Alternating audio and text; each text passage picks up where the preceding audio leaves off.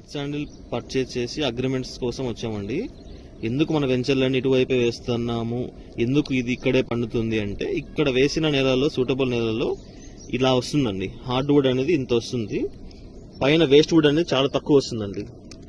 ఇది ఎంత తక్కువ వస్తే చావ అంత ఎక్కువ వస్తుంది, చావ అంత ఎక్కువ వస్తే అంత మనీ వస్తుందండి.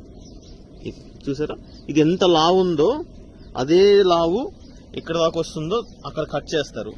కట్ చేస్తే దాన్ని ఏ గ్రేడ్ అంటారు అనమాట. దాని తర్వాత కొంచెం స్లోప్గా వెళ్ళిపోయి ఒక షేప్ వస్తుంది, దాన్ని బి అంటారు. బి తర్వాత ఇట్లా కొమ్మలుగా డివైడ్ అయిపోయి ఇరెగ్యులర్ షేప్లో ఉంటుంది, దాన్ని సి అంటారు అనమాట. సో మన వెంచర్లలో ఏబిసి 3 వస్తాయండి. మనం మెయింటైన్ చేసే విధానం మీరు చూడొచ్చు, 4లో కావచ్చు, 5లో కావచ్చు, 6లో కావచ్చు. అలా మెయింటైన్ చేయగలిగితే 100% మనం ఏబిసి 3 ఇస్తామండి. కాకపోతే ఏ వచ్చేసి కలర్ వచ్చింది అనుకోండి, అది ₹1,00,000 పైన పోతుంది.